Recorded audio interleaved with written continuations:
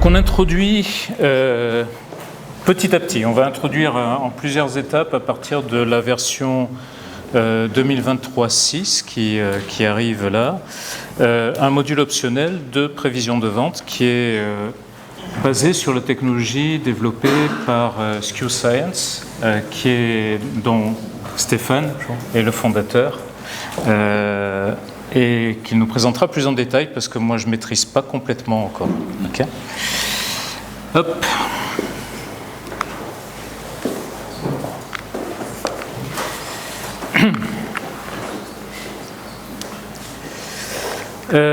Qu'est-ce qu'on cherche à faire avec ce module? D'une part, compléter Intuiflow. Jusqu'à présent, Intuiflow utilise des prévisions quand c'est pertinent, mais des prévisions qui sont importées soit d'un module de prévision tiers, soit de l'ERP, d'Excel, de ce avec quoi vous travaillez pour réaliser des prévisions. Mais on n'avait pas la possibilité de générer directement ces prévisions dans Intuiflow et on voit qu'il y a un réel besoin là-dessus pour simplifier aussi tous les aspects d'intégration. Il y a aussi de faciliter l'intégration de tactiques de planification différentes. Le ReaPro façon demand-driven, ReaPro de buffer de stock, c'est super. C'est super quand il y a des ReaPro à faire. Quand vous avez une promotion ponctuelle où il faut tout livrer en une fois, ça n'a plus trop d'intérêt, par exemple. Donc en fait, pour une promotion ponctuelle à livrer en une fois où vous n'aurez pas de réassort, ça n'a pas vraiment de sens d'aller utiliser des buffers de stock. On va plutôt essayer de travailler la prévision et ensuite de caler les approvisionnements par rapport au cadencement de livraison de cette prévision au point de vente, par exemple. Donc on va élargir le jeu de tactiques de planification que l'on peut supporter. Et puis, faire du SNOP de manière efficace, ça veut dire aussi de pouvoir manipuler différents jeux de prévision et tester des choses dans des conditions différentes. Ça va être plus simple en disposant d'un moteur de prévision directement dans la solution. Et puis, alors, on a aussi un aspect purement mercantile. On va pas se voiler la face. Quand vous regardez sur Google le nombre de recherches qu'il y a sur des logiciels de prévision ou de demand management, il y en a plein. Quand vous regardez le nombre de recherches, malheureusement, sur des logiciels basés sur demand-driven, agilité, etc., il y en a beaucoup moins. Donc, quelque part, il faut qu'on se rende aussi visible sur des gens qui cherchent de la prévision en leur disant « Ok, c'est bien, mais à propos, elle va être fausse. » Ok ? Hop. Pourquoi tu es d'accord, elles vont être fausses, les prévisions ? Oui, toujours. Alors, pourquoi ce partenariat avec SkewScience ? Parce qu'on a découvert la solution, que c'est une solution simple. On partage la même passion de fournir une solution qui est simple d'utilisation, avec une équipe qui a du talent. Vous verrez, hein. Vous jugerez sur pièce ou pas. Et puis, ça nous permet aussi d'accélérer la mise à disposition dans la solution Intuiflow d'un module de gestion de la demande. Si on s'était lancé dans le développement nous-mêmes, ça aurait pris plus de temps. Et là, il y a une solution qui répond aux besoins, qui est disponible, qui est éprouvée. Donc, autant travailler avec des solutions éprouvées. Ça veut dire aussi que par rapport à Intuiflow, vous allez le voir, on a ce module qui va être complètement intégré, alors c'est une option, hein, bien entendu, avec une intégration bidirectionnelle, donc on va utiliser le même moteur d'historique de demande pour alimenter Intuiflow et le module de prévision. On rajoute aussi quelques éléments. Par exemple, on va pouvoir dire, tiens, une notion de prix de vente moyen, que pour l'instant on n'avait pas, donc aujourd'hui on n'avait pas vraiment cette notion de prix de vente moyen. On a une notion de coût, mais du coup, on ne savait pas calculer un profit. On ne savait pas non plus calculer un profit par unité de temps de ressources contraintes pour ceux qui sont très avancés dans la théorie des contraintes. Donc, en fait, on complète un petit peu cet arsenal-là. Et puis, on va pouvoir aussi dire, il y a certains articles sur lesquels on veut faire des prévisions, puis il y a des articles où on ne veut pas faire de prévisions. Et puis peut-être, si on pousse un peu plus loin aussi la logique des DMRP, c'est peut-être plus cohérent à certains moments de faire une prévision sur un semi-fini, sur un point de découplage à un niveau agrégé avant différenciation retardée, parce que cette prévision sera plus fiable qu'une prévision sur un ensemble de produits finis, par exemple. Et donc, tirer parti de la logique de découplage pour appliquer finalement les prévisions au bon niveau de la nomenclature ou de la supply chain. On va aussi intégrer du coup quelques modifications. Alors c'est pas la toute dernière version qui est là, si j'arrive à lancer la vidéo, mais il y a quelques utilisateurs qui vont bien aimer ça. On va avoir un truc qui va permettre de modifier l'historique de la demande. Quand on a des outliers, alors il y aura une logique de détection d'outliers en plus de ça, mais vous aurez la possibilité de dire sur l'historique de la demande, je vais exclure ou modifier ou amender les historiques de telle ou telle journée avec éventuellement un commentaire, de manière à pouvoir exclure les outliers, les exclure de consommation moyenne jour, de prévision moyenne jour, et bien entendu les exclure aussi de la projection, de la mesure où c'est quelque chose qui n'est pas pertinent pour la suite. C'est sympa ça? Non? Pour les utilisateurs, ça vous plaît ou pas? Non? Non? Bon, ok. Donc les fonctionnalités clés, ça va être des prévisions statistiques basées sur 2 ans ou plus d'historique de la demande, avec un algorithme de prévision qui est recommandé mais ajustable, des prévisions à différents niveaux d'agrégation et une plateforme collaborative qui va permettre de collaborer au sein de l'organisation pour générer une prévision qui apporte de la valeur. Avec des KPI, des analyses intégrées, puis probablement qu'on va travailler aussi un jour, mais là peut-être pas tout de suite, sur l'intégration de ces KPI-là dans ce que l'on verra demain, c'est-à-dire le jeu d'analytique Power BI intégré. On introduit donc cette version-là sur la version 2023-6. Alors 2023-6, elle arrive fin juin. Il faut considérer que c'est plutôt 7. Mais cette version arrive et on va travailler avec des premiers clients de juin à décembre pour avoir une version totalement bien intégrée. Donc voilà ce à quoi ça va ressembler. Je vais aller me loguer aussi sur une instance pour vous montrer à quoi ça ressemble sur une instance Intuiflow. Alors, voici, soit dit en passant, aussi une nouvelle architecture des menus pour ceux qui connaissent bien l'application. Bon, alors, je vais peut-être même passer en français, on va être sympa. Hop. Tu as fait un logout de ma session avant pour être sûr qu'il y ait quand même des users. Moi, j'ai dû ouvrir un truc tout à l'heure. Je sais pas, on va voir. On va au mieux. Ouais, alors il paraît que Stéphane m'a saboté le truc avant. Donc ouais, si quand je clique ça fait une erreur, c'est que c'est qu'on a saboté. Ici du coup, on a le nouveau menu de planification de la demande. Et vous voyez aussi que les menus en dessous ont un petit peu évolué, notamment les rapports sont en train de remonter dans les menus principaux, puisqu'ils prennent de plus en plus d'importance.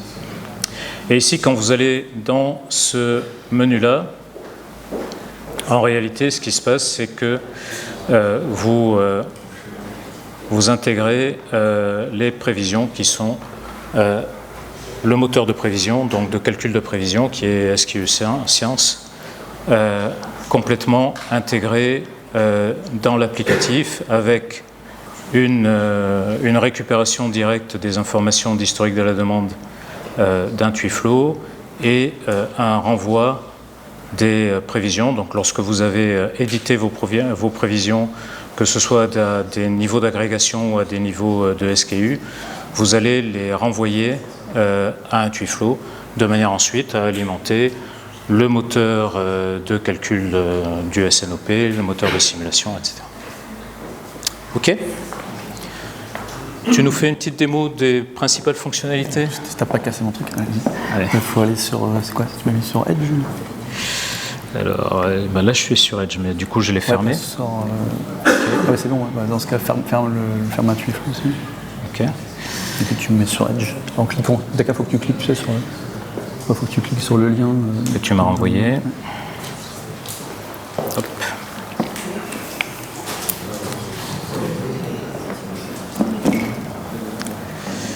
La souris fonctionne? Ah, nickel.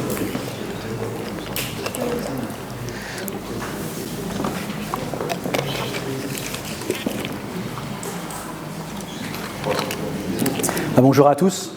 Donc, merci Bernard et à Eric de m'avoir invité pour la conférence utilisateur et vous faire une démonstration de SkuScience. Donc, moi je suis Stéphane Leclerc, donc je suis principalement en charge du développement commercial de la société. Je suis un des 3 cofondateurs. Vous avez vu Nicolas juste avant qui va expliquer en fait comment il recommandait de faire les meilleures pratiques en prévision.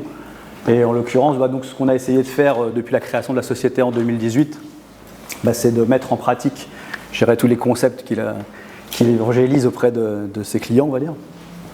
Et donc ce que vous voyez aujourd'hui, c'est la dernière version de SkuScience que l'on intègre donc, au sein d'Intuiflow.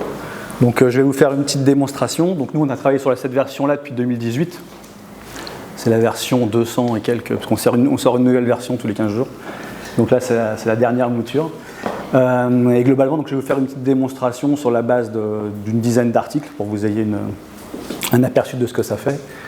Qu'est-ce que je peux vous dire d'autre sur moi? Je ne sais pas si ça vous intéresse. Mais... Donc moi c'est ma 3e société, sinon juste avant, 3e société dans le monde du logiciel. Je suis ingénieur en électronique. Et puis donc j'ai travaillé dans des grosses sociétés américaines, Motorola, Intel principalement, toujours dans le monde du logiciel principalement. Et c'est ma 3e société dans le monde du logiciel, donc différents secteurs. À chaque fois, on renouvelle un peu les genres. Et là, donc cette fois-ci, c'est sur la supply chain depuis 2018, puisqu'en fait, c'est parti d'une idée que justement les outils étaient assez compliqués à utiliser. Et des amis à moi qui travaillaient dans le sujet, en fait, m'ont dit peut-être que ce serait bien d'avoir des outils plus simples à utiliser. Donc, on a travaillé sur un outil facile, notamment pour les prévisions, qui est un sujet qui est assez compliqué. Donc, en fait, ce qu'on a essayé de faire, et c'est le principe de départ, c'est un outil qui est automatisé. Et d'un point de vue utilisateur, l'idée, c'est que et c'était la mission qu'on s'était fixée au départ, sur la première version, c'est qu'un utilisateur, où qu'il soit dans le monde, soit capable d'utiliser la version sans même nous parler. Donc c'était un peu ambitieux. Mais donc du coup, enfin, on a un module que je ne vais pas vous montrer, mais qui permet de charger un fichier Excel sous n'importe quel format, où qu'il soit dans le monde, et d'obtenir directement les prévisions. Donc l'utilisateur n'a rien besoin de faire, il prend juste le fichier, et en gros l'outil est censé le digérer et générer les prévisions. Donc et après, je dirais, la seule chose que l'utilisateur va devoir changer, c'est les ajustements de prévision, c'est éventuellement modifier les prévisions. Donc contrairement à ce que Nicolas vous a dit, ou peut-être Bernard, je ne sais pas, enfin, l'idée c'est pas de travailler sur les modèles de prévision, ça c'est l'outil qui s'en charge. Vous, en fait, votre valeur est plutôt sur changer la valeur de la prévision. On ne vous demande pas d'aller dans les paramètres des modèles pour voir comment ça marche. Ce n'est pas la philosophie de l'outil. Donc en gros, là, ce qu'on a organisé sur la partie gauche de l'outil, là, il y a différents outils au sein de cet atelier, on va dire, de ce framework. Le principal, la partie que je vais vous montrer maintenant, qui s'appelle le navigateur, c'est là où vous allez retrouver les prévisions de plus bas niveau. Parce qu'en fait, on peut faire des prévisions au niveau article, mais lorsqu'on commence à avoir de nombreux articles et puis des canaux de distribution qui sont divers, en fait de l'omnicanalité, on veut pouvoir différencier via quel canal on va vendre cet article-là. Donc on permet aussi de faire des prévisions de plus bas niveau, par exemple, à un niveau article, canal de distribution ou type de client, c'est des choses qu'on peut faire. Donc ici, ce que je vais vous montrer dans le navigateur, c'est les prévisions de plus bas niveau, et on peut les filtrer, on peut changer, si vous voulez, appliquer un certain nombre de filtres pour, par exemple, si je veux voir ceux de Milan, donc l'outil va remettre à jour la vue, j'ai 2 articles sur Milan, et si je veux tous les voir, donc je les vois. Une fois que j'ai une liste comme ça, j'ai appliqué quelques filtres, je peux, en fait, si je clique sur le premier article de la liste, en fait, je vais arriver justement sur cet article-là, et donc ce que vous voyez là, c'est les données historiques en bleu qu'on a chargées, alors soit depuis un fichier Excel, soit directement depuis Intuiflow, ce qui est le but. Et l'outil automatiquement va aller sortir une prévision qui va être différente pour chaque article. Donc si vous voyez, là je suis sur le 2e article de ma liste, le 3e article, à chaque fois vous voyez, en fonction du jeu de données qui a été chargé ou qui a été alimenté dans l'outil, la prévision qui a été calculée par l'outil est différente. Ce que vous voyez en fait au niveau graphique, donc en fait la ligne bleue c'est la ligne de la demande historique, la ligne rouge c'est la ligne de la prévision telle qu'elle a été trouvée par l'outil. Et ce que vous voyez en trait bleu pointillé là, c'est comment ce modèle avec le jeu de paramètres qui va détecter les saisonnalités et les changements de tendance, s'applique aux données historiques. Comme ça, en un coup d'œil, vous pouvez voir effectivement, est-ce que ça matche bien? Est-ce qu'il y a des valeurs aberrantes, typiquement des outliers à certains endroits? Tiens, là on voit qu'il y a des valeurs un peu bizarres. Bon, en tout cas, ça permet de se poser les bonnes questions sur les données historiques. Est-ce qu'il y a quelque chose à aller nettoyer pour améliorer un peu la prévision? Bon, ensuite, comme je vous l'ai dit, l'outil propose une prévision de base, c'est ce que disait Nicolas, une prévision que vous allez vouloir éventuellement enrichir, parce que vous avez, vous, une connaissance de votre business. Et typiquement, si je veux remplacer les 403 par les 500, là, vous voyez, je vais le changer directement dans l'interface. Et en fait, on voit que graphiquement, effectivement, il y a eu une mise à jour qui est là, par exemple.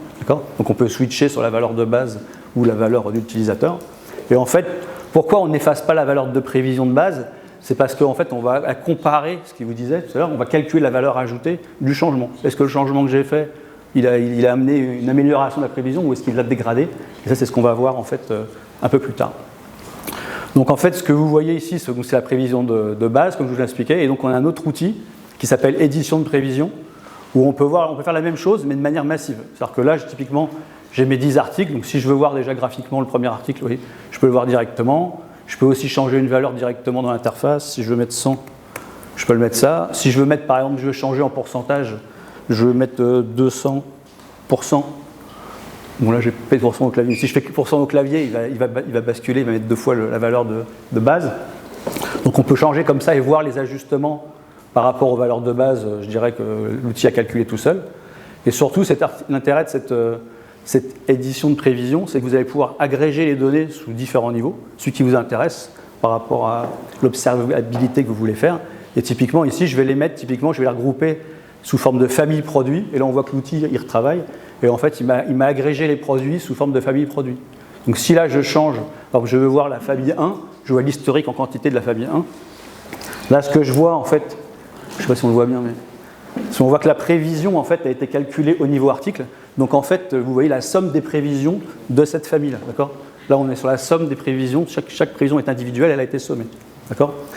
On peut, de la même manière que j'ai fait tout à l'heure, au lieu de le changer, admettons que sur un territoire, vous voulez enlever 30% des prévisions, en changeant juste une seule valeur, par exemple, on peut par exemple, si je veux mettre 2000, là, je vais mettre 2000, et automatiquement, vous voyez, j'ai changé une valeur, mais j'ai impacté toutes les prévisions sous-jacentes pour cette période-là en une seule fois. Il y a sa clé de répartition. Il y a la clé de répartition automatique en fonction du poids de chaque article pour cette période-là. Okay. Donc ça, c'est la partie édition. Donc on peut faire des ajustements à n'importe quel niveau. Surtout, ce qui est intéressant, c'est que donc on fait ça essentiellement au niveau de la configuration. On fait une fois au début pour trouver à quel niveau on va calculer. Parce qu'en fait, vous le savez sûrement, mais lorsqu'on regroupe les données pour calculer des prévisions, on a plus grosse quantité, donc on a une meilleure précision. Donc l'outil vous permet de faire ça automatiquement. Donc typiquement là, je vais demander à recalculer en fait toutes les prévisions, d'accord, pour un horizon de 12 mois là. Donc là, vous voyez, l'outil se met à travailler. Là, en orange, il est en train de faire des choses par derrière. Donc en fait, il a recalculé en fait chaque prévision au niveau famille. Donc en gros, qu'est-ce qu'il a fait ? Il a repris la ligne bleue là, de chaque famille. Il a calculé une nouvelle ligne rouge pour cette famille et il a désagrégé chaque élément, chaque période au niveau de l'article. Donc le moyen de le voir, si je retourne au niveau d'un article, typiquement, vous voyez que là, en fait, la prévision maintenant est dérivée de l'agrégation. Auparavant, si je lui demande de la calculer au niveau individuel, vous voyez, donc là, en fait, il a détecté une saisonnalité et une tendance amortie. Il a aussi trouvé le bon jeu de paramètres par rapport au jeu de données, je dirais, bleu là. Et si vous voyez, là, il y a la prévision qui vient du niveau agrégé. Quand on l'a calculée au niveau famille, vous voyez, elle est différente. D'accord ? Donc en fait, ce qui nous intéresse, en l'occurrence, et ce qui intéresse la plupart de nos clients, justement, c'est de calculer ces prévisions à un niveau top. Et en gros, le mois suivant, donc, ou la semaine suivante, l'outil va automatiquement utiliser le même niveau que vous avez configuré au départ, on va dire, pour remettre à jour les prévisions. C'est-à-dire que là, quand on va charger le mois de juin 2022, il va utiliser cette valeur de demande pour remettre à jour la prévision. Ce qu'il va faire aussi, c'est qu'il va historiser, il va archiver en fait. Donc là, en l'occurrence, il va archiver la prévision en cours et les 800 qui sont là, il va les mettre de côté. Et ça va nous permettre comme ça de calculer la précision pour les cycles futurs. D'accord ? Donc là, donc, je vous parle juste de la prévision en cours. D'accord ? Donc je vous ai montré comment on pouvait recalculer, améliorer notamment la qualité de la prévision en faisant un calcul de prévision au niveau agrégé. On peut modifier ces prévisions à n'importe quel niveau. Et donc là, ensuite, on a deux outils qui sont juste en dessous, là, qui utilisent le même niveau de granularité. Donc là, vous voyez, j'ai agrégé les données, je suis passé à un niveau famille, je pourrais les voir par lieu géographique, enfin, c'est ce qui m'intéresse. Et donc là, je vais cliquer maintenant sur les tableaux de bord. Donc l'outil, alors je sais que dans Intuifo, il y a Power BI embarqué, mais nous, on a par défaut, encore une fois, hein, c'est des tableaux de bord que vous n'avez pas besoin de configurer dans l'outil, ils se mettent automatiquement à jour, et ils sont calés sur l'année fiscale. Donc en fait, nos utilisateurs, quand ils chargent des données historiques, ils récupèrent directement un tableau de bord avec en fait des prévisions et ce tableau de bord là. Juste qu'on a rajouté manuellement pour la démo, c'est qu'on peut charger un budget. Donc là, la ligne verte en fait correspond au budget. Donc là, si j'ai toujours mon organisation par famille. D'accord. Donc si je clique par exemple sur la famille 4, vous voyez le tableau il se met à jour. Donc là, je vois pour chaque période, je vois le réaliser jusqu'au mois de mai. Automatiquement, vous le comparez avec le mois précédent, enfin l'année précédente, l'année fiscale précédente. Et là, en fait, vous voyez chaque prévision en fait, jusqu'à la fin d'année par rapport à l'année précédente, ce qui vous permet d'avoir déjà une idée de ce que vous êtes à peu près, il y a un gros décalage ou pas. De la même manière, vous pouvez vous comparer au budget pour voir est-ce que vous êtes au-dessus ou en dessous. Bon, là, on voit que sur ce mois-ci, on va être au-dessus. Et donc, on a aussi un autre tableau de bord qui s'appelle le cumulatif. Okay. Où typiquement, vous allez automatiquement avoir les mêmes valeurs, mais cumulées avec une projection jusqu'à la fin de l'année. Ce qui vous permet de voir à peu près où est-ce que vous allez arriver. Donc là, on est en quantité, mais on peut l'avoir aussi en chiffre d'affaires, hein, puisqu'on a ou même en coût de production, on va dire. Et puis, vous avez donc le budget. Donc, on a comme ça tout de suite une idée de où est-ce qu'on va atterrir en fin d'année. Si on alimente aussi, je dirais, l'outil avec les commandes qui sont déjà dans le backlog, si vous avez déjà des commandes que vous allez livrer, par exemple, au mois de septembre, et qu'on est capable de les ingérer dans l'outil automatiquement aussi va vous dire ce qu'il vous reste à réaliser pour chaque période en fonction de la prévision qui est encore. Et donc ça se met automatiquement à jour, il y a juste besoin d'alimenter avec les données dont je vous ai parlé. D'accord ? Donc à présent, maintenant que j'ai fait les bases de la partie prévision, donc en gros on a des prévisions, on peut les modifier, vous voyez, c'est le seul truc qu'on change dans l'outil. Et puis en gros, après c'est le cycle suivant. Donc qu'est-ce qui se passe le cycle suivant ? En gros, à chaque fois, on va archiver la prévision. Donc vous voyez, là, je vous montre la prévision du mois précédent. Okay, je peux vous montrer la prévision de 2 mois avant. Et parce qu'on a sécurisé, on a archivé toutes ces prévisions, également toutes les modifications apportées par l'utilisateur. Okay, ce qu'on peut voir, je ne sais pas si on peut le voir. Hein. Si vous voyez, là, ouais, ça c'est la prévision. Ça c'est la demande. Bon, là, on peut comparer la demande réelle. Là, on a la prévision de base. Et là, on voit que l'utilisateur, il a mis 883 lui à la place. Donc comme ça, on a aussi ces données-là. Et comme on a ces valeurs-là, automatiquement, en gros, on est capable de vous faire un tableau de KPI. Alors, je vais le désagréger pour que vous voyez. Donc maintenant, on est capable d'avoir automatiquement, puisqu'on a les archives et on a les réalisé jusqu'au mois de mai. Donc pour chaque période, vous voyez, vous pouvez comparer. En fait, par exemple, est-ce que là, j'ai été au-dessus ou en dessous ? Donc là, on a l'erreur de 9% pour cet article-là, sur cette période-là. On peut regarder la précision si on préfère. Si on voit le biais, donc le biais, je sais pas, Nicolas n'a pas parlé, mais c'est la tendance à toujours, on va surestimer les prévisions ou sous-estimer les prévisions. Donc idéalement, il faut être proche de 0, d'accord ? Le mieux, c'est d'être dans un canal entre plus 5 et moins 5%, ça c'est idéal. Donc c'est ce qu'on voit ici, donc automatiquement vous avez accès à ces données-là, d'accord ? Vous avez les données aussi en quantité si vous voulez, mais surtout on les a, alors là je vais rentrer à la notion de temps d'approvisionnement, c'est-à-dire que quand on compare une prévision donc, du passé avec une valeur réelle qui s'est produite depuis, quelle valeur vous allez prendre ? Parce que vous avez plusieurs prévisions en fait, pour la même période. Donc en fait, c'est ce qu'on vous permet d'aller sélectionner automatiquement ici. Donc si par exemple, vous, ce qui vous intéresse, c'est d'analyser vos prévisions à 2 mois, d'accord ? Est-ce que vous voulez améliorer vos prévisions à 2 mois ? Donc vous allez sélectionner le LAC 2 là. Je vais le faire là. LAC. Et automatiquement, en fait, l'outil vous recalcule ces KPI pour un délai de 2 mois, d'accord ? Comme Nicolas vous l'a indiqué aussi, donc on l'a en quantité. Donc on peut, ce qui m'intéresse moi par exemple, c'est de l'avoir en termes de chiffre d'affaires. D'accord ? Donc si je veux l'avoir en chiffre d'affaires, en gros c'est ce que je retrouve ici. Et je peux trier en fait typiquement pour voir, tiens cet article-là, il m'a généré le plus d'erreurs en revenus. Donc c'est sur celui-là que je vais plutôt me focaliser au départ. D'accord ? Donc ça c'est des notions qui sont directement accessibles dans le tableau des KPI. Et donc ce qu'on fait aussi, c'est qu'on crée automatiquement cette matrice qu'on appelle une matrice ABC XYZ. Donc ABC, vous connaissez déjà, bien sûr, donc les produits A sont au-dessus, donc c'est les plus importants, suivant la loi de Pareto. On va dire 80% de mon business, c'est les produits A, 80, 90, 95, c'est les produits B, et les 5% qui restent sont les produits C. Et en fait, l'outil vous crée automatiquement cette matrice-là, où on va aussi rajouter une dimension de dire est-ce que ces produits-là, ils sont faciles à prévoir ou pas. Donc s'ils sont assez stables, ils vont être dans cette catégorie-là. S'ils sont moyennement stables, ils vont être là, et s'ils sont très instables, on va trouver là. Alors, très instable, ça veut dire quoi? On a parlé tout à l'heure du coefficient de variation, de variabilité. C'est surtout utilisé dans la gestion des stocks. Mais alors nous, ce qu'on ramène, justement, comme je vous ai montré qu'on avait le calcul, on avait la notion d'erreur de prévision, on est capable de faire ce tableau non pas sur le coefficient de variation, mais sur l'erreur de prévision valorisée, ce qui permet vraiment d'avoir, je dirais, l'idéal en termes de matrice. Donc et si je clique sur ces deux éléments-là, je vois automatiquement les deux éléments qui sont importants pour moi. Voilà, donc ça, c'est vraiment un moyen pour nos clients d'aller, surtout quand vous avez de la volumétrie, d'aller vraiment à l'essentiel et de voir quels outils, enfin quels produits ont vraiment bougé dans quelle catégorie pour vous focaliser sur l'essentiel. Juste ce que je voulais vous dire d'autre, c'est un truc que je ne vous ai pas montré. Donc je vous ai parlé tout à l'heure de la valeur ajoutée. Donc la valeur ajoutée, elle est accessible ici en fait. Donc bon, j'en ai pas parce que j'avais pas saisi de valeur. Mais si vous regardez, ouais, donc là on voit typiquement, j'ai fait des modifications le cycle précédent au niveau des prévisions. Et en fait, l'outil vous dit, est-ce qu'elles sont bonnes ou est-ce qu'elles ne sont pas bonnes, mes changements. Là, vous voyez que c'est rouge, donc rouge, je sais que c'est pas bon. Il vaudrait mieux que je fasse rien et j'aurai une meilleure prévision. Voilà. Donc ça permet comme ça, et j'ai fait un cas client là, j'étais avec un client il n'y a pas longtemps, et puis je faisais une petite formation sur des nouveaux utilisateurs, et puis on regardait, comme ça fait déjà quand même plus d'un an qu'ils utilisent l'outil, j'ai dit tiens, on va regarder les KPI, parce qu'on était sur leur jeu de données. Et en regardant les KPI, ils faisaient des modifications, les dernières colonnes étaient toutes rouges. Je dis peut-être qu'il faudra quand même regarder ce point-là pour voir, parce que ce n'est pas des choses qu'ils avaient vraiment investiguées, j'ai l'impression. Donc voilà, donc là c'est pour la petite histoire, c'est comment on peut vraiment se focaliser et voir si les changements, le temps qu'on va passer à modifier les prévisions ont du sens ou pas. Dernier point, c'est que tout ce que vous voyez là, en fait, chaque fois que vous avez un tableau, alors là on peut rajouter la demande par exemple, tout ça c'est exportable en un clic, vous cliquez là, vous exportez ce que vous voyez. Si vous ne voulez pas voir la demande, vous cliquez là, vous ne verrez pas la demande.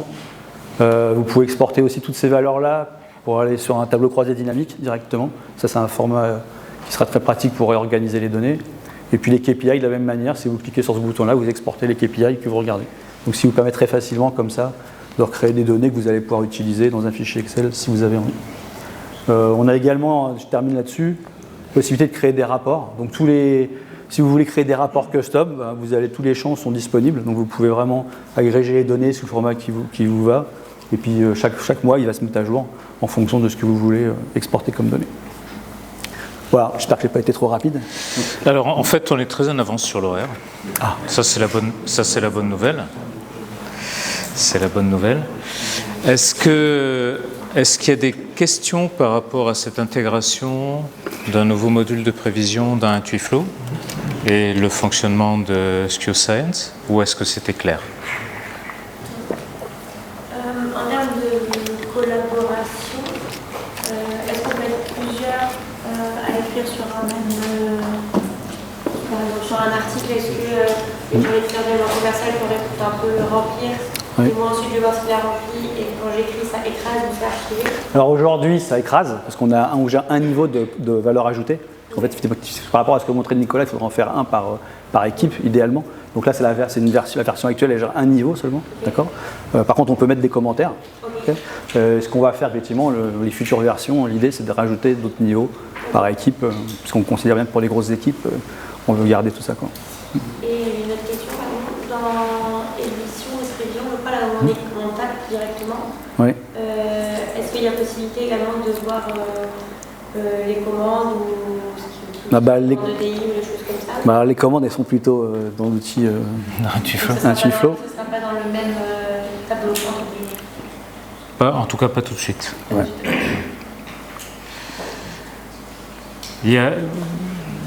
C'est le début de quelque chose. Il y a quelque chose aussi qu'il n'y a pas, je crois, c'est de pouvoir générer plusieurs scénarios. Oui, pour l'instant, en fait, on veut pouvoir générer plusieurs scénarios, des optimistes, des pessimistes, et puis tester dans le module SNOP ces différents scénarios et dire j'ai besoin de faire des adaptations ou ça passe dans la bande passante. Donc ça, on est bien conscient aussi que ça va être sur la roadmap. Oui, vas-y. Oui. Bonjour, j'ai une question. Par rapport aux autres outils de... C'est par rapport à la philosophie de l'outil. Enfin, je vous l'ai dit, nous au départ, l'idée c'est de faire un outil super simple, d'accord. C'est-à-dire que c'est vrai que les outils de prévision, vous avez besoin de passer des mois, du temps en formation, etc. Moi, j'ai des clients qui utilisent l'outil, ils ne m'ont jamais parlé en fait. D'accord ? Donc nous, c'est vraiment ça, c'est la mise en œuvre, le déploiement, l'accessibilité, la simplicité. En fait, par rapport à ce que je vous ai montré, vous voyez, en gros, il y a une chose que vous pouvez modifier, c'est les prévisions. Okay ? Après, vous pouvez créer des rapports, mais ça, vous allez choisir des champs. Il n'y a pas de notion de configuration. Vous voyez, c'est très light. Après, l'outil, il fait tous les calculs sous-jacents automatiquement. C'est en gros, vous changez des menus, vous obtenez des données. Donc, c'est plutôt un outil d'analytics. À chaque fois, vous prendre la meilleure prévision. Donc, c'est en le sens de l'accessibilité en fait que c'est révolutionnaire entre guillemets. Après, ce que j'ai pas montré là, parce que bon, c'est-à-dire que pour les clients d'une certaine taille qui veulent des modèles autres que des modèles typiquement, nous c'est des modèles statistiques, hein, d'accord. Si vous voulez avoir des modèles custom machine learning, c'est des choses qu'on peut faire à côté et que vous pouvez utiliser au sein de l'outil. Ce que je vous ai pas montré typiquement aussi, ça peut vous intéresser d'ailleurs. C'est qu'on gère par exemple la notion de prévision externe. Je vais vous remettre sur le. Ouais, donc là, typiquement, j'ai une prévision externe qui vient d'un service commercial ou d'un client. Je veux la comparer à ce que l'outil a prévu. C'est quelque chose qu'on peut faire. D'accord ? On peut aussi utiliser cette prévision externe pour automatiquement venir remplir les ajustements. À quoi ça sert ? Ça sert à avoir la valeur ajoutée chaque fois, calculée automatiquement, vous n'avez rien à faire. Donc, il y a quand même des choses comme ça qu'on peut. En fait, ce qu'on peut charger, je vais vous montrer vite fait. Ce qu'on peut ajouter de plus, parce que là, ça c'est toute une valeur que vous. En quoi c'est révolutionnaire ? C'est pas des outils de prévision, il y en a plein, c'est pas ça que c'est révolutionnaire. Mais la partie qui est révolutionnaire, c'est vraiment celle-là, en fait, qu'il y a une grosse partie de la valeur, alors que forcément les utilisateurs d'Intuiflow n'ont pas forcément besoin, mais c'est la capacité de charger un fichier dans n'importe quel format. C'est-à-dire que nous, on démarre un client, à partir du moment où il a un fichier avec 2 ans d'historique, 2-3 ans, en fait, on fait un démarrage, on prend le fichier, 10 minutes après, vous avez les prévisions, vous voyez. Parce que on peut créer des champs comme ça, tout est prévu par design pour que ce soit super facile à customiser pour l'environnement de n'importe quel client et avoir très rapidement des résultats. Ce que je ne vous ai pas montré non plus, c'est que là je vous ai montré des KPI qui sont dans l'outil. Mais les KPI, typiquement, juste avec votre fichier d'historique, je charge 3 ans d'historique, vous allez déjà avoir des KPI. C'est-à-dire que l'outil il va lancer automatiquement des prévisions successivement, comme si là, vous aviez démarré à utiliser l'outil par exemple 6 mois avant ou un an avant, et il va vous calculer des prévisions comme ça automatiquement. Et donc quand vous arrivez dans l'outil, vous allez avoir la dernière prévision, mais vous allez aussi avoir 1 an d'historique. Donc vous aurez déjà une idée de la précision pour chaque article, de la précision de chaque article. Ça, c'est des choses qui sont faites avec à partir juste d'un fichier d'historique. Vous avez déjà tout plein de données qui arrivent directement dans l'outil. Donc ça, c'est là que c'est assez révolutionnaire dans le sens où on a tout automatisé pour faciliter la vie de l'utilisateur en fait. Est-ce que l'outil offre tout de même la possibilité d'entrer dans les paramètres statistiques ou c'est quelque chose qui reste totalement… En gros, aujourd'hui vous pouvez le faire si vous êtes… mais ça va être perdu. Hein. C'est-à-dire que, encore une fois, si là on est… Je vais en prendre un. Donc je vais dire de calculer là. Voilà. Quand on est calculé de manière indépendante, on peut le faire, on peut le changer. Mais encore une fois, la fois d'après, il va le mettre à jour automatiquement. Donc ça ne va pas servir à grand-chose. D'accord ? Parce que ce n'est pas la logique du truc. Hein. La logique du truc, c'est vraiment de dire, comme il disait Nicolas, c'est combien de temps vous passez sur les prévisions. L'outil, par design, il va vous trouver la meilleure prévision. Donc vous pouvez passer du temps à la modifier. Mais lui, il analyse l'historique, il va voir, regarde quel est le set qui matche le mieux avec l'historique.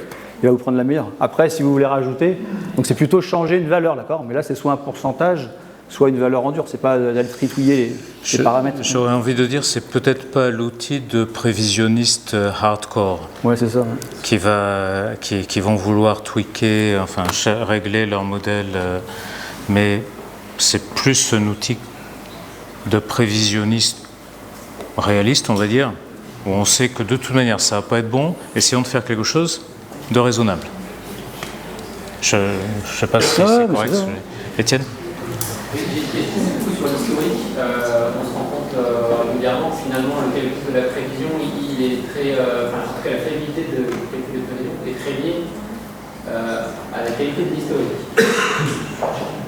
Il peut arriver parfois qu'on ait des ruptures définies, et du coup on a des creux dans l'historique. Qu'est-ce que vous en faites de ça ? Ou on a des postes sur des promos Oui, alors la gestion des promos, c'est encore autre chose. Mais disons que si vous voulez modifier, vous voyez un creux là, et que vous voulez vous voulez en départir, soit vous rentrez une valeur à la main, on peut aussi le charger. Nous, on a une feature qu'on appelle la feature Covid, quand vous aviez 3 mois de rente de rupture. Donc on a un algo qui vient automatiquement remplir des ajustements de demande, là, donc on garde toujours la vraie valeur, hein, mais en fait il va venir automatiquement remplir ces valeurs-là pour un nombre de périodes que vous lui indiquez. Oui, c'est un truc qui est là. C'est un peu votre idée de simplifier, c'est vrai que Exactement, ouais. ça reste quelque chose Voilà, c'est ça. Là. Ouais. compliqué. On fixe une date et voilà. On lui dit je sais que ces données-là pendant 3 mois elles sont pourries, va me les remplacer avec des valeurs qu'il va te calculer, donc il va faire directement. D'accord. Alors bizarrement, il y a des clients, je me rappelle des cas d'usage où les clients, notamment en agro, où ils disaient cette période-là n'était pas très, très bonne. Et en fait, ça a pas, on avait comparé les prévisions, vous voyez, avant, après, et en fait c'était mieux sans cet ajustement. Donc des fois aussi, les gens ils vont se prendre la tête à changer, passer beaucoup de temps à corriger les outliers. Et des fois, comme nous, on fait évoluer en fonction des dernières données, des fois c'est un impact qui est vraiment réduit en fait. On a tendance à le surestimer l'impact. Mais bon, là, ce qui est pas mal, c'est que vous pouvez faire l'essai. Si vous voyez que ça ne s'améliore pas, nous, on peut resetter les données comme ça. Hein. Donc, vous recommencez, puis vous pouvez faire des essais. Donc, on peut faire des essais et puis voir les résultats, analyser les KPI, voir si c'est le mieux ou pas. Puis voilà, ça vous permet de décider avant de choisir le bon niveau. Quoi. Est-ce qu'il y a d'autres questions? Oui. Deux questions, c'est le lien entre la partie forecast, une prévision, et le DDMRP. Ouais. Ouais, ça, c'est toi. Non C'est quelle prévision qui parle dans le DDMRP? Parce que si pour les analystes sont en train de modifier comment ça se passe avec le DDMRP, Alors, c'est une question.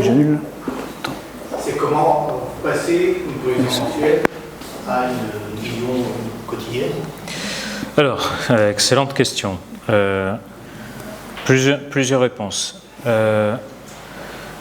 D'abord, sur la partie intégration avec Intuiflow, on est plus sur une maille hebdomadaire d'échange de données, c'est-à-dire qu'on renvoie des historiques hebdomadaires à SQScience, on va générer des prévisions hebdomadaires et on renvoie des prévisions hebdomadaires. Ensuite, si je vais sur cette instance-là, alors là j'y vais sans filet, j'ai pas répété avant. Donc si je me plante, un petit peu d'indulgence, merci. Je vais aller sur un article ici où j'ai une prévision qui a été éditée, par exemple, sur cet article-là. Admettons, alors je ne sais pas si ça a bien été renvoyé, mais ici j'ai des prévisions donc, qui ont été éditées sur un certain nombre d'articles.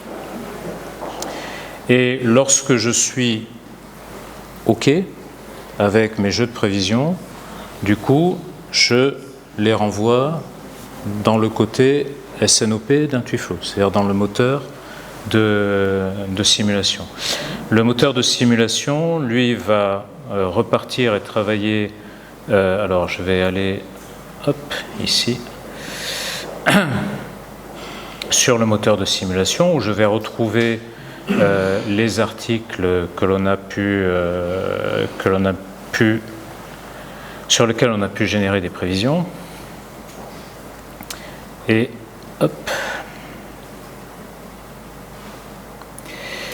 je vais aller par exemple voir, voilà, ça par exemple sur cet article-là, alors il faudrait que j'aille prendre le même article que celui qu'on vient de voir. Ici, je projette mes buffers sur la base de la prévision que j'ai récupérée de SQScience ou d'un autre outil externe de prévision d'ailleurs. Hein. Et cette prévision-là va alimenter le calcul du redimensionnement de mon buffer en fonction de la manière dont mon buffer est configuré. S'il est configuré sur un calcul sur prévision, on va calculer à 100% sur prévision. S'il est sur historique, on va projeter dans le futur le fait de dire, au fur et à mesure que le temps passe, ma prévision devient de l'historique. Je présuppose que je réalise ma prévision et par contre, j'adapte le dimensionnement de mon buffer, peut-être avec un effet retard, parce que je considère que je vais utiliser de l'historique. Donc en fait, ici, je vais avoir, en fonction de la règle qui est ici utilisée, par exemple, cet article-là est dimensionné sur prévision moyenne jour, ça veut dire que tous les jours ici, je calcule la taille de mon buffer en fonction de la prévision moyenne jour sur les X jours à venir ou sur les X semaines glissantes à venir. Et cette prévision-là vient du moteur de prévision de SQScience. Est-ce que c'est clair ou est-ce que j'ai perdu tout le monde? J'ai perdu tout le monde, je le vois. Non, ça va? Est-ce que ça répond à la question? Juste, quand vous avez des lead times, par exemple, on va parler 6, 9, 12 mois. Ouais. Le carnet de commande, généralement, pas grand-chose. Donc c'est après qui va compenser pour la projection, pour la demande. Comment vous l'intégrez, cette projection qui vient de votre module de prévision? Comment vous l'intégrez pour calculer la projection des DMRP? En fait, donc là je calcule. Alors, il faudra aller dans l'atelier SNOP demain matin. Parce que je pense que c'est qui? C'est Pierre. Donc ils vont bien pousser ce truc-là. Mais ici, je pars de ma situation de départ, par exemple, sur cet article. Ça, c'est ma situation à aujourd'hui. J'ai du stock. J'en ai trop. Ok. On est bien d'accord qu'on a trop de stock. Là, on est bien au-dessus du top du verre. Ok. J'ai trop de stock. J'ai aussi des appros en cours qui vont être reçus là. Là, pour l'instant, j'ai prévu que mon stock allait descendre, et puis ensuite, il arrive là dans une zone, on va dire, normale de confort. Donc, je pars quand même sur mon article là aujourd'hui de sa position de stock, de son encours de commande, etc. Et je projette une consommation qui est liée aux prévisions que je peux avoir sur l'ensemble de la période. Je ne sais pas si j'ai répondu. En fait, c'est la demande sur le long terme. Ouais. Quelle demande vous prenez? La preuve, vous avez une preuve mensuelle. Comment vous la traduisez ça en jours? Parce que si c'est des commandes qui viennent, si c'est des clients qui font une commande par semaine, une commande pas toutes les 2 semaines, une commande tous les mois, comment vous gérez ça? La forme de la demande, en fait. Là, elles sont faites sur des buckets hebdomadaires, là, sur le... Ouais. Alors, on génère des prévisions sur des mailles hebdomadaires et on injecte ces prévisions en mailles hebdomadaires sur l'horizon de prévision qu'on définit, si c'est 18 mois ou plus. Aujourd'hui, on est plutôt sur une base de 18 mois. Mais... Sur 18 mois, vous faites de la maille hebdomadaire en prêt, c'est ça? Ouais. L'horizon est défini par l'utilisateur. Voilà, si l'horizon est flexible. Mais... Ouais. Et 3 ans à partir de la version 2023-6, d'ailleurs, à partir de la version du mois de juin, à la demande explicite de Christelle et Alice, qui n'est pas dans la salle aujourd'hui, et qui veulent voir loin. D'autres questions? Karine? Dans le cas de chute de code, on a un code remplacé par un autre, puis un autre. Est-ce qu'il y a une prise en compte de ce phénomène-là dans la partie, aussi dans la partie prévision que sinon dans la partie publication? Alors, il y a une fonctionnalité de supersession qui permet de dire article A est remplacé par article B dans Intuiflow. On n'a pas encore déjà actuellement. Maintenant, on n'a pas travaillé ce sujet-là d'intégration avec SQScience.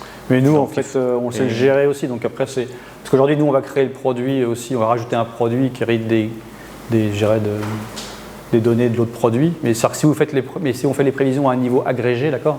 Comme de toute façon, on tient compte de la demande historique de tous les produits de ce groupe-là. De toute façon, les prévisions de l'autre produit seront là. Donc après, il y a juste la transition à faire.